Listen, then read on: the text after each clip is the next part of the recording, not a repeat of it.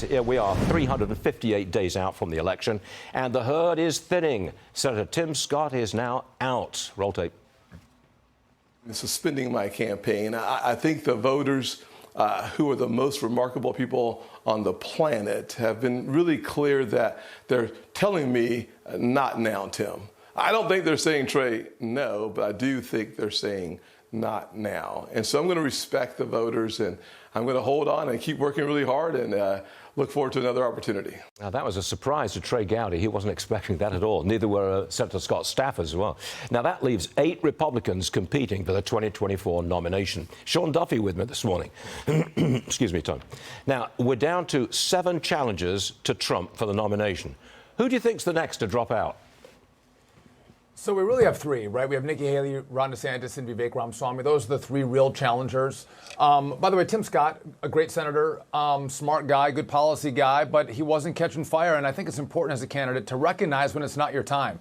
So good for him for stepping out of the race. But I mentioned this to you before, Stuart. These 3 that are really in the running are really playing for second place. Should something happen to Trump, should the voters have a hard turn away from Donald Trump, they want to be waiting in the wings to be the next person to get the mantle. And again, that's a hard place to be. But I don't see Trump going away. I think Trump's going to win. No matter what happens in court, you don't think anybody's going to catch Trump. Bottom line, that's what you said. Well, the only unknown is if he's convicted of one of the crimes, does he get sent to jail? How does that? How do the voters react to that? How do the soft Republicans who are angry about how Democrats have been prosecuting them, President Trump, how do they react? That's the real question. We don't know that. We've seen indictments only make President Trump's poll numbers go up. But what does a jail sentence do? None of us know that. I have a hard time believing that voters are going to leave President Trump. But again, if you're one of the 3 that are in the running, that's what you're running for. That's what you're working for. And I think the one who's probably played the best line on that is Vivek Ramaswamy. He hasn't, dissed or pushed back on President Trump. He's kind of channeled President Trump and then tried to cut his own lane. So it's probably easier for Trump voters, should he go away, to go to Vivek. I can't see Vivek winning this race to be second. Possibly Vivek Ramaswamy could be vice president with Trump, possibly, but that's a long shot, isn't it? Maybe I'm talking my personal feelings here, Stuart. I think probably the one that has the best shot, probably the best organization, the best record is Ron DeSantis. Again, he's not the most lovable guy on stage or in events. The personality is lacking, but the policy and the results have been really good with Ron. But the problem, Ron DeSantis has to leave Trump alone. Stop running against Donald Trump. Run on your own record. Run on what you've done in Florida. Okay. Stop hitting President Trump and trying to separate yourself from him. Run on your own record, and should Trump go away, you can be the next guy. But I don't think that the Trump's going away. Okay, hold on a second. I'll bring you back later in the block. I've got to turn away to something else. I'm switching gears, as we like to say. Moody's lowered their U.S. credit rating outlook to negative from stable. And we've also got this looming government shutdown.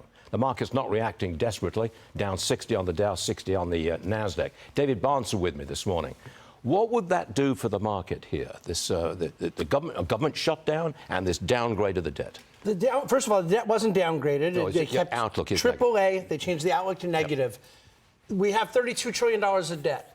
We had $1 trillion of debt 30 years ago. So the debt is up 30 times since then, and now they go to negative outlook.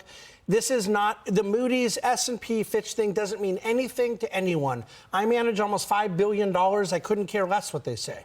The government spends too much money and it takes away future growth. But we're not going to miss a payment. We're not going to miss a principal payment. We haven't in 250 years. We're not going to now. The S&P cut the rating 12 years ago. The stock market's up 400% since then. I think you make a good case that it's not that big a deal. All right, David, stay with me, please. President Biden dominated Trump in 2020 when it came to the youth vote. So far, polling shows that tide may be turning a little. New York Times poll shows Biden only leads by 1 point among voters younger than 30. We've got another poll out, just Emerson College. Trump actually leads Biden 2 points. Come back in again, Sean. With these numbers, the Democrats should be in panic mode, are they? Yeah, man, you don't see good news for Joe Biden anywhere in the poll numbers, and I don't see them getting better. And you mentioned at the top of this block the concern you have because of those poll numbers and the campaign in the next year, that he could sell America out even further to China. That's my concern as well. But, listen, do these young voters really go to the Republican candidate? What do they care about? They care about climate change. They care about the Palestinians, and they love Hamas. I don't see Republicans winning these voters over. The best that Republicans can hope for is that the youth vote stays home, or they vote for Bobby Kennedy Jr. I mean, again, these have been indoctrinated young little Marxists, and they want a really progressive agenda. Republicans don't offer that to them. So, again, do I see Republicans winning the vote? No, but I see Joe Biden actually losing them right now. Right? They see his age. Go ahead. You're painting youngsters with a very broad brush here. They're all little Marxists. I mean, come on. How old are you, for God's sake? You're 75 or something? Looking at the younger generation? No, I'm not your age, Stuart. I'm a couple years younger. Listen. If they've gone to universities or to high schools, the indoctrination machine is running strong. And again, that's why you have so many of them that believe in these ideas that the left has fed them in the school system. And again, you get a few that break away, but as a majority, they're pretty leftist. They're pretty progressive. That's so true. Yeah, it's a broad stroke. I'm not speaking about That's not my kids, Stuart. My kids are good little conservatives, but a lot of them fall in this camp where they want a more liberal. They want like Bernie Sanders, Stuart. If you're not a socialist by the age of 25, you've got no heart. If you're still a socialist after 25, you've got no head. I'm paraphrasing Winston Churchill for the umpteenth time on this program. You've got 30 seconds left there, Sean.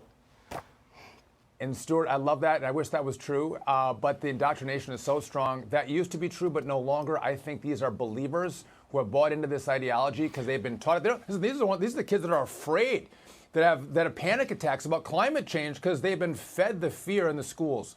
So I think it's pretty hard to roll that back when they're 30 and 35. Which gives me a pretty bleak outlook for the political future of America. I wish I was as optimistic as you, Stuart, but I am not, because I see these kids too often and too radical. I was a socialist when I was 20. Don't wipe that tear from your eye. I was a socialist when I was 25, and look at me now. There's hope. It springs eternal. You're a man of a different...